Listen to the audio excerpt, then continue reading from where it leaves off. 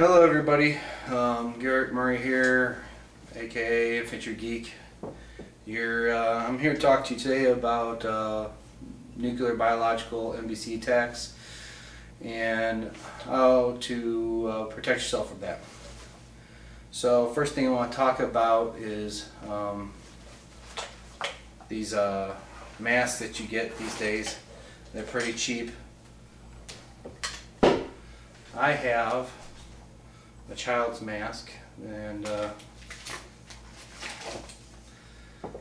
it comes with a mask, a container to filter the chemicals out of the air, an instruction book, and some other pieces of equipment. What I want to talk to you about is how to properly store your mask when you get it, and how to properly put it on. Okay, first things first. Storing your mask. Well, when you get your mask, you want to inspect everything. Make sure it fits your child, fits you, whoever you bought it for. If it doesn't fit, you are out of luck. You're gonna die. Fit the mask over the child's face. Pull the straps over his head or her head, and make sure that they fit correctly. When you cap the tube, they shouldn't be able to get any air. That means it has a good seal. If they aren't getting a good seal, readjust the mask, check your fittings inside the mask, and there's two valves in here typically. One's an inlet, one's an outlet. Inlet is obviously the one that breathes in the air from through the canister. The outlet only allows air out, and it won't go out the same way it came in, because we don't want to contaminate, cross-contamination. Okay. When you get your mask, clean it. And I'm talking about put it in some soap and water, wash it, wash all the parts, and rinse it thoroughly and let it dry, air dry. Because sometimes there's some stuff in there, and that stuff may not create a good seal, and typically we don't know what the heck it is. It can cause irritation, rash, whatever, and don't want to make it uncomfortable for the child. Okay, next thing, as you can see, I'm already pulling the straps over the mask, and the reason why I'm doing that is for quick placement. So make sure that the straps are already preset for the child or yourself. The two bottom straps should be loosened, and then you pull it over the face of the mask. When you store your mask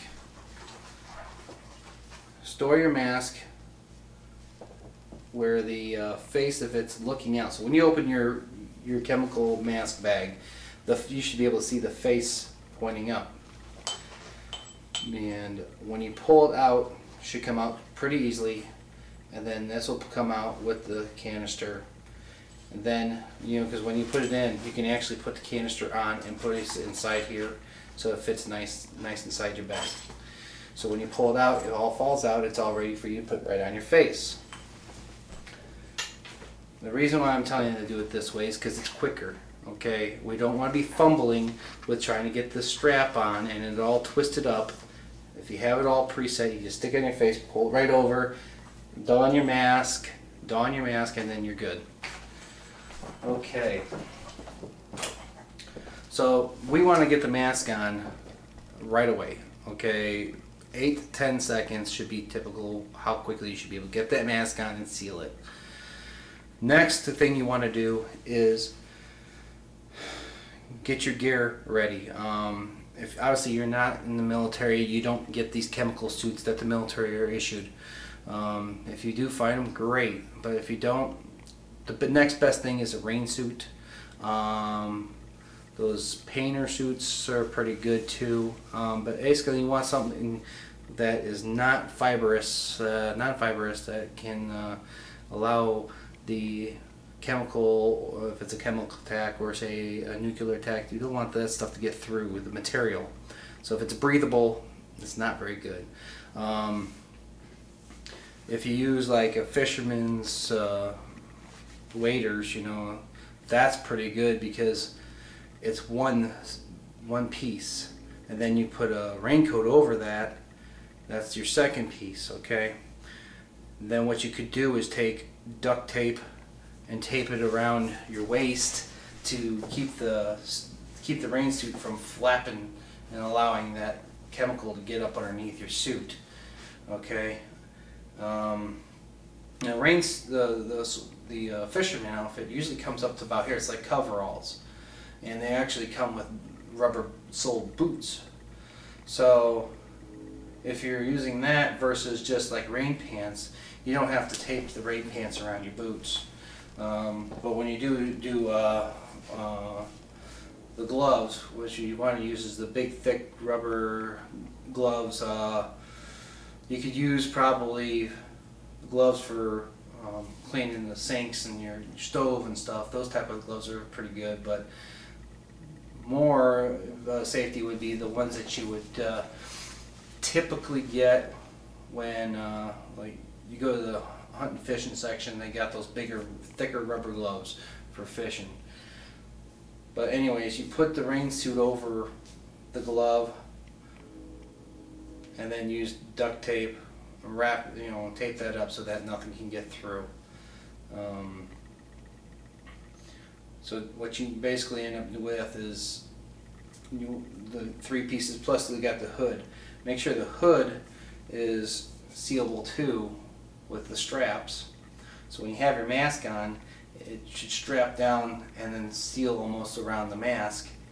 And then you could probably use some duct tape loosely around the neck because it usually clips to the rain suit by little snaps or a zipper.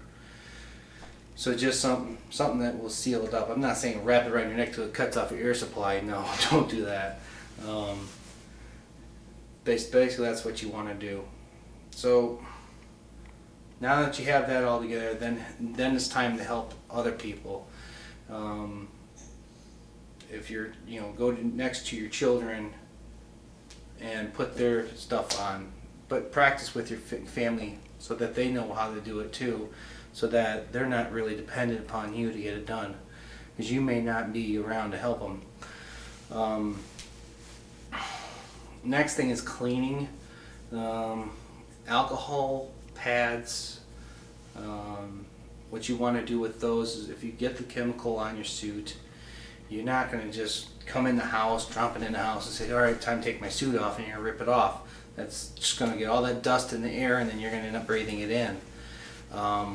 What you want to do is get under a cover. If you got one of those pop-up tents or whatever that you see at the store, put one of those up, and, you know, on the back porch or something, or in a separate part of your room, or close to when you come in the house. You want to have a separate quarantine area. Inside that, you want to have one of those little kiddie pools, so you can stand in that. What you're going to do is you're going to have a station all set up with these alcohol pads and wipes and everything you can. And what you're going to end up doing is you're going to end up wiping away. Wipe away, don't wipe towards. Wipe away all the stuff. And someone else is going to be suited up, and they're going to help you clean you, and you turn around and clean them. So once you could use, I wouldn't say use a power washer, but some, you know, you can get those little pump sprays that you can use to spray pesticides. You can fill that full of bleach water and whatnot, and spray yourself down with that, or have someone spray you down and allow that stuff to get into that pool. And then your suit can come off, and you put that off into a contaminant bag, and that can go off either in the trash can or somewhere where it can be cleaned. So that's the best way that you can get in a situation to where you're not in the military, the best way you can get yourself cleaned up and not contaminate other people. And typically what you want to do when you're suiting up, like I said, 10 seconds to get your mask on. and then another additional 2 to 3 minutes getting the rest of your suit on. Honestly, if you're if there's a nuclear attack, or if there's a biological weapon attack like a dirty bomb, seek shelter if you're near it. If you're like near a home, get in your house, get in your basement. If you're near your car, get in your car, roll up your windows. Do not turn on your air conditioner. If you do turn on the air conditioning, make sure it's set to inside air only. We don't want to circulate any of the outside air into the car. So masks, it should be usually stored in a accessible location. Just think about how the fire department do their drills. Their equipment's set out right by their vehicle, and they can just jump in, put it on, and be gone. That's typically what you want to do. In the military, we carried our NBC gear, well, at least our mask, we carried that on our hip, so at all times we could have access to it. And then typically, if there was a hot spot where we think that they could possibly use those the chemicals for attack, we would have our NBC gear in the backpack or our day pack we were carrying. So you want to have everything accessible and easily reached. If you have multiple locations, typically, if you travel, have it in your vehicle, in your trunk, or in a, those stone go seats have compartments underneath. Have one in each of that so the kids can reach down, put it right on. So that's all I got for the NBC, and if you have any questions, feel free to ask.